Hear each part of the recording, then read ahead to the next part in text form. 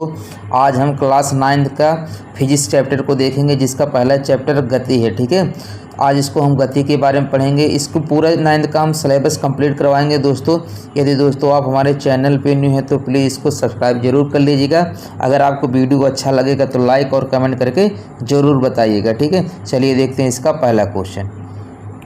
दोस्तों इसका पहला क्वेश्चन है, कोई कण त्रिज्या r के वृत्ताकार पथ में गमन कर रहा है। अर्धवृत्त पूरा करने के पश्चात इसका विस्थापन कितना होगा।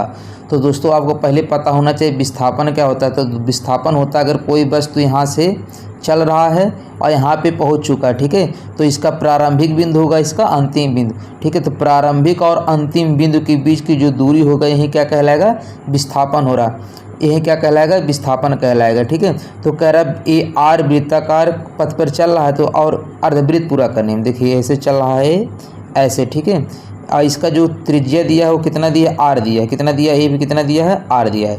यहाँ एक केंद्र हो जाएगा, यहाँ से क्या हो जाएगी, त्रिज्या हो जाएगी। ठीक है, तो कह रहा अर्धवृत्त पूरा करने में यहाँ से यहाँ चलने में उसका विस्थापन कहाँ कितना होगा। तो यहाँ से चल रहा है और यहाँ पे पहुँच जा रहा है, तो यहीं ना इनके बीच की दूरी क्या होगी, विस्थापन होगी। और ये कितना होगा, ये आर प्लस आर कितना हो जाएगा, 2r। ठीक है, कितना हो जाएगा, 2r हो जाएगा। ठीक है, तो कौन सा ऑप्शन से होगा इसका, सी वाला। उम्मीद कर रहे हैं दोस्तों ये क्वेश्चन आपको समझ में आ गया होगा। चलिए देखते हैं इसका अगला क्वेश्चन।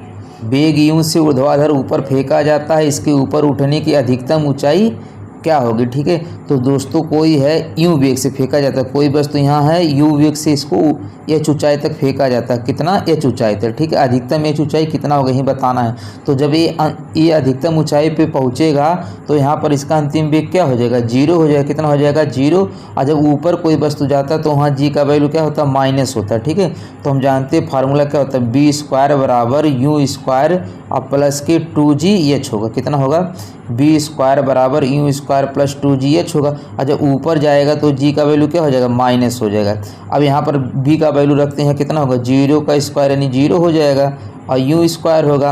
और यहाँ क्या होगा, जी का वैल्यू माइनस है तो कितना हो जाएगा, माइनस के 2gh हो जाएगा। अब ये 2gh इधर आएगा, कितना होगा, यानी 2gh एक इसके बराबर होगा, यू स्क्वायर के बराबर होगा। तो एच का वैल्यू निकालेंगे, कितना होगा, यू स्क्वायर बटे 2g। ठीक है, कितना हो जाएगा, यू स्क्वायर बटे 2g। तो यही पूछा था एच का वैल्यू कितना होगा, ये कितना होगा, यू स्क्वायर बटे 2g। कौन सा ऑप्शन से होगा, बी वाला हो जाएगा। चलिए देख अगला क्वेश्चन है दोस्तों, किसी गतिमान पिंड के लिए विस्थापन तथा दूरी का आंशिक अनुपात कितना होगा। बताना है कि विस्थापन और दूरी का आंशिक अनुपात कितना होगा। तो जैसे मान लेते एक वस्तु ए से चल रहा है, कहाँ से चल रहा है, ए से चल रहा है। ठीक है, ये कहाँ पे पहुँच चुका है, बी पे पहुँच चुका है। कहाँ पे पहुँच चुका है, बी पे पहुँच चुका है। अब फिर बी से रिटर्न आ रहा है। ठीक है, इसी यहाँ पे रिटर्न आ रहा है, कितना आ रहा है, सी आ रहा है। कितना आ रहा है दोस्तों, सी आ रहा है। मान लेते हैं ये पूरा जो गया था वो 10 मीटर गया था। कितना गया था, 10 मीटर गया था और 5 मीटर वापस आ गया। ठीक है, ये यहाँ से देखिए ए से गया था, 10 मीटर गया और 5 मीटर वापस आ गया। तो जो हमारा दूरी होगा वो कितना होगा, भाई पहले 10 गया था और 5 क्या आ गया, वापस आ गया। तो यानी कितना हो जाएगा, हमारा जो दूरी होगा कितना हो जाएगा, 15 हो जाएगा। कितना हो जाएगा, 15 हो जाएगा। लेकिन अब विस्थापन कितना होगा दोस्तों, अब यहाँ पे वस्तु आ चुका है कहाँ पे, सी पे। हम चले कहाँ से थे, ए से। तो ए और सी के बीच की जो दूरी होगी यही क्या होगी, विस्थापन। तो हम 5 वापस आए थे, पूरा दूरी कितना था, 10। तो ये भी कितना हो जाएगा, 5। यानी हमारा यहीं दूरी क्या होगा, यहीं जो होगा विस्थापन कहलाएगा। अब विस्थापन हमारा कितना हो जाएगा, ये 5 हो जाएगा। हमारा जो विस्थापन होगा वो क्या हो जाएगा, 5 हो जाएगा। कितना हो जाएगा, 5 हो जाएगा। अब विस्थापन और इसका अनुपात पूछा है, विस्थापन और दूरी का। विस्थापन हमारा कितना हो रहा है, 5 हो रहा है। हमारा दूरी कितना हो रहा है, 15 हो रहा है। तो 5 से काटेंगे, कितना आएगा, 5 या 15 यानी 1/3। कितना आ जाएगा, 1/3। तो भाग देंगे तो ये दशमलव कितना हो जाएगा, ये 0.33 हो गया। यानी 1 से क्या हो जाएगा, कम हो जाएगा। कितना हो जाएगा, 1 से कम हो जाएगा। देखिए ये 1 के बराबर भी होगा अथवा कम भी होगा। आइए देखते हैं कैसे 1 के बराबर होगा। दोस्तों जैसे यहाँ से चल रहे हैं, ठीक है, ए से चल रहे हैं, कहाँ पे पहुँच गए, बी तक। ठीक है, तो अब यहाँ से ए से बी तक की दूरी क्या कहलाएगी, ये यही दूरी कहलाएगी। ठीक है, ए से बी तक जितनी दूरी हम चलेंगे यही क्या कहलाएगी, दूरी। और यहाँ से देखेंगे इसकी प्रारंभिक बिंदु है, ये अंतिम बिंदु है। तो यहाँ पे क्या कहलाएगा, विस्थापन। यानी दूरी और विस्थापन क्या होगा, समान होगा। तो यानी इसका जो विस्थापन और दूरी का जो अनुपात हो कितना हो जाएगा, 1 के बराबर हो जाएगा। तो हम कह सकते हैं जो हमारे विस्थापन और दूरी का अनुपात होगा वो क्या होगा, 1 के बराबर होगा अथवा कम भी होगा। ठीक है, कम भी हो सकता है अथवा 1 के बराबर होगा। चलिए देखते हैं अगला क्वेश्चन। अगला क्वेश्चन है, यदि किसी पिंड का विस्थापन समय के वर्ग के अनुक्रमानुपाती है, ठीक है, समय के वर्ग के अनुक्रमानुपाती है तो वस्तु गमन करती है। तो बताना है कि वस्तु किस तरह गमन करती है। ठीक है, तो हम जानते हैं दोस्तों ये हमारा होता है कि जो हमारा ए बी होता है, ठीक है, ए बी क्या होता है, एस बटे टी होता है। क्या होता है अरे भाई, जो हमारा वेग होता है, ठीक है, जो हमारा वेग होता है वो क्या होता है, विस्थापन बटे समय होता है। कितना होता है, विस्थापन बटे समय। ठीक है, और जो हमारा त्वरण होता है, ठीक है, ये क्या होगा, ये वेग परिवर्तन की दर को क्या कहते हैं, त्वरण कहते हैं। वेग बटे समय को क्या कहेंगे, त्वरण कहेंगे। यहाँ से हम बी का वैल्यू रख देते हैं। ठीक है, ये वाले समीकरण से यहाँ पर हम बी का वैल्यू रखेंगे तो बी के जगह कितना हो जाएगा, एस बटे टी, और एक टी पहले से है। ठीक है, तो ये कितना हो जाएगा, एस बटे भाई एस बटे कितना हो जाएगा, टी स्क्वायर हो जाएगा। कितना हो जाएगा, टी स्क्वायर।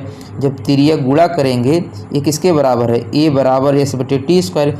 जब तिर्यक गुणा करेंगे तो हमारा क्या बन जाएगा, यानी यहाँ पर देखिए एस बराबर कितना हो जाएगा, ए टी स्क्वायर हो जाएगा। कितना हो जाएगा, ए टी स्क्वायर।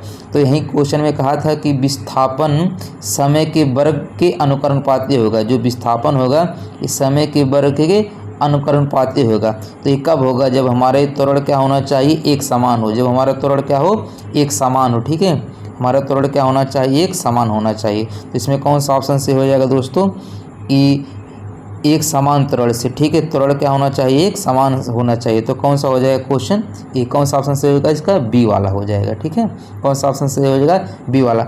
ऐसे भी दोस्तों हम कह सकते हैं, देखिए एस बराबर अभी हम क्या निकालने हैं, ए टी स्क्वायर निकालें। क्या निकालने हैं, ए टी स्क्वायर। यानी जो हमारा यस विस्थापन है ये किसके अनुक्रमानुपाती है, टी की। तो जब दोस्तों ये वाला हम अनुक्रमानुपाती का साइन लगाते हैं, इसका मतलब ये क्या होता है, कांस्टेंट होता है। क्या होता है, कांस्टेंट। तो हम कह सकते हैं कि जो हमारा त्वरण होगा कैसा होगा, एक समान होगा। ठीक है, चलिए देखते हैं इसका अगला क्वेश्चन। अगला क्वेश्चन है कि बीटी ग्राफ, ठीक है, यानी वेलोसिटी और टाइम का ग्राफ दिखाया गया है, से यह निष्कर्ष निकलता है। क्या निकलता है, देखिए यहाँ पर समय बढ़ रहा है, समय बढ़ रहा है, लेकिन वेग का वैल्यू कितना है, उतना ही है। ठीक है, यानी जो हमारा वेग है ये वाला, जैसे देखिए यहाँ पर ग्राफ ड्रा करेंगे तो यहाँ पर हमारा समय बढ़ रहा है, लेकिन वेग कितना हो रहा है, एक समान बन रहा है। ठीक है, तो हम कहेंगे एक समान गति कर रहा है। एक कैसा गति कर रहा है, एक समान गति कर रहा है। ठीक है, एक कैसा गति कर रहा है, एक समान गति कर रहा है। ठीक है, विराम में है, विराम में तो बिल्कुल नहीं है भाई, गति तो कर रहा है, बढ़ तो रहा है लेकिन समान गति से बढ़ रहा है। ठीक है, और असमान गति कर रहा है, ये भी क्या हो जाएगा, गलत हो जाएगा। एक समान त्वरण गति कर रहा है, ये भी क्या हो जाएगा, गलत हो जाएगा। तो पाँचवें कौन सा हो जाएगा, इसका पहला हो जाएगा। चलिए देखते हैं क्वेश्चन नंबर 6। क्वेश्चन नंबर 6 है कि मान लीजिए कोई लड़का 10 मीटर पर सेकंड की नियत चाल से चल रहे मेरी गो राउंड झूले पर सवारी करने का आनंद ले रहा है। इससे ज्ञात होता है वह लड़का। मेरी गो राउंड झूले मतलब होता है, जैसे आप दोस्तों मेले में देखे होंगे, ये वाला झूला होता है ना, यहाँ पर लोग बैठते हैं और ये क्या करता, गोल गोल घूमता, ऐसे ऐसे क्या करता, गोल गोल घूमता है। ठीक है, ऐसे ऐसे क्या करेगा, घूमेगा।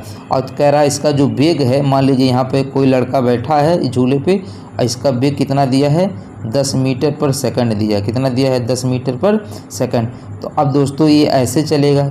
ठीक है, ये ऐसे चलेगा, यहाँ पर इसके यहाँ पर वेग ऐसे हो जाएगा और इसके लिए ऐसे हो जाएगा, इसके लिए ऐसे हो जाएगा, इसके लिए ऐसे हो जाएगा। जब घूमेगा तो आपको बताना इसमें कौन सा ऑप्शन सही होगा। तो विराम में है, बिल्कुल नहीं होगा। विराम में जब घूम रहा है तो विराम में कहाँ होगा, बिना त्वरण के गमन कर रहा है। ठीक है, बिना त्वरण के गमन कर रहा है भाई, बिल्कुल ये भी क्या है, गलत है भाई। जब ये गतिमान है तो उसमें कुछ ना कुछ तो क्या त्वरण तो होगा ही। ठीक है, अगर ये गतिमान है तो उसमें कुछ ना कुछ त्वरण होगा। तो कह रहा है बिना त्वरण के गमन कर रहा है, ये भी गलत है।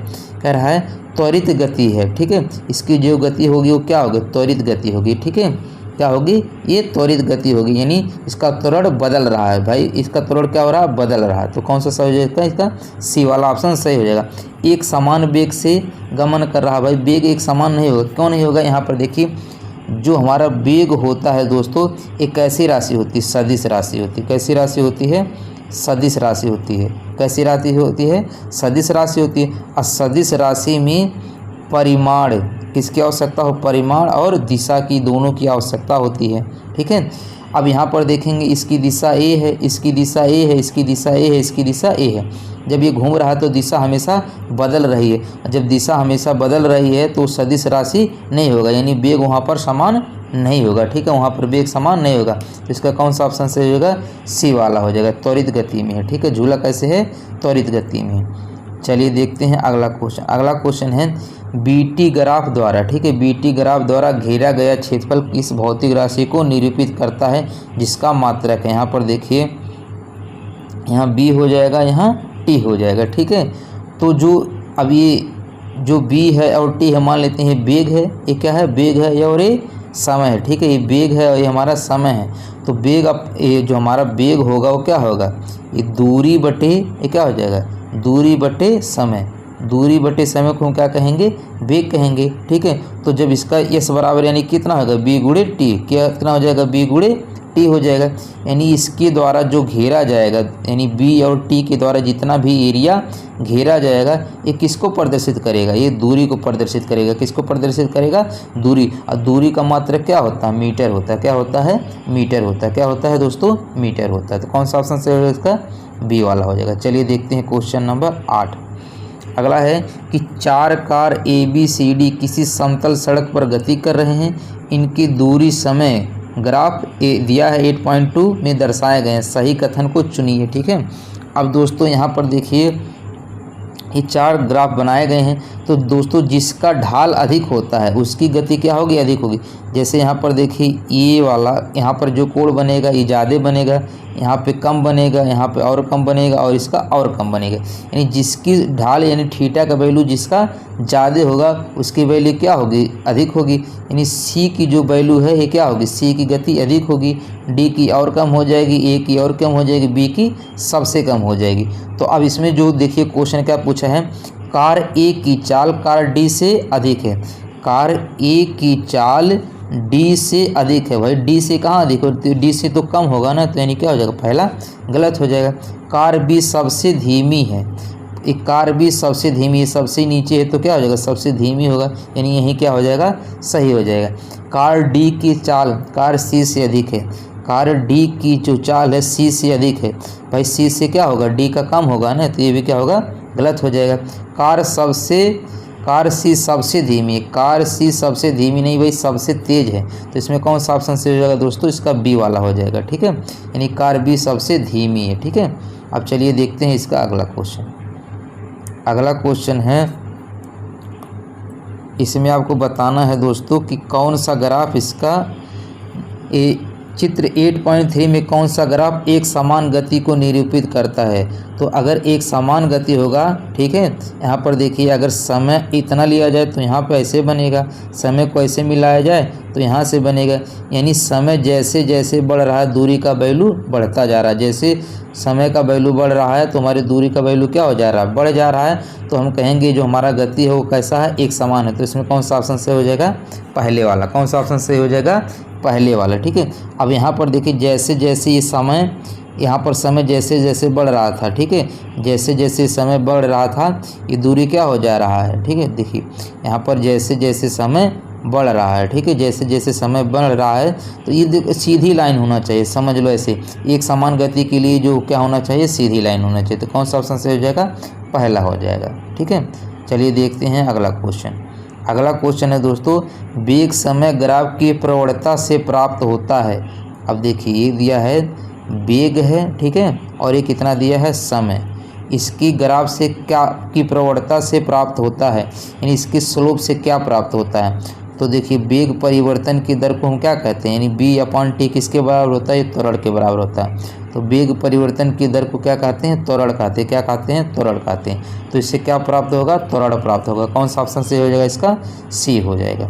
चलिए देखते हैं अगला क्वेश्चन, अगला और लास्ट क्वेश्चन। कह रहा है, नीचे दिए गए प्रकरणों में से किसमें चली गई दूरी तथा विस्थापन के परिमाण समान होते हैं। ठीक है, आपको बताना है कि दूरी और विस्थापन के परिमाण क्या होंगे, समान होंगे।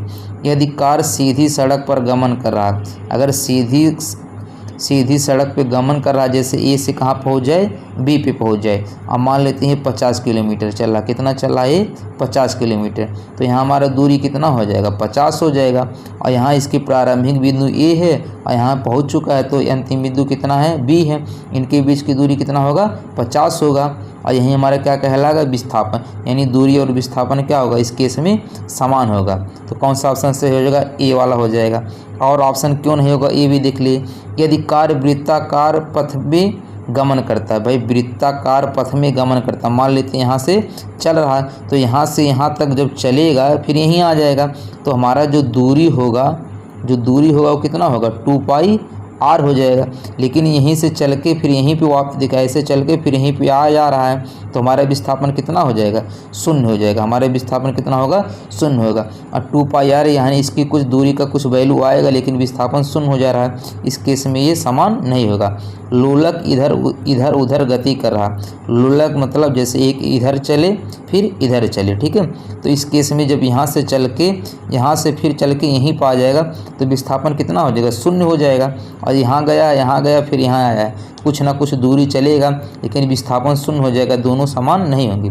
अब पृथ्वी सूर्य की परिक्रमा कर रहा है, भाई ये हमारा पृथ्वी है, इस सूर्य की क्या कर रहा है, जैसे ये हमारा सूर्य है तो पृथ्वी इसके चारों तरफ चक्कर लगा रहा, तो एक बार ऐसे घूम के जब यहीं आ जाएगा तो विस्थापन क्या हो जाएगा 0 हो जाएगा। इसमें तो दूरी और विस्थापन दोनों समान नहीं होगा, तो इसमें कौन सा ऑप्शन से हो जाएगा, ए हो जाएगा। तो दोस्तों यदि ये वीडियो आपको अच्छा लगा हो तो प्लीज़ इसको सब्सक्राइब, लाइक और कमेंट जरूर कीजिएगा। तब तक के लिए धन्यवाद।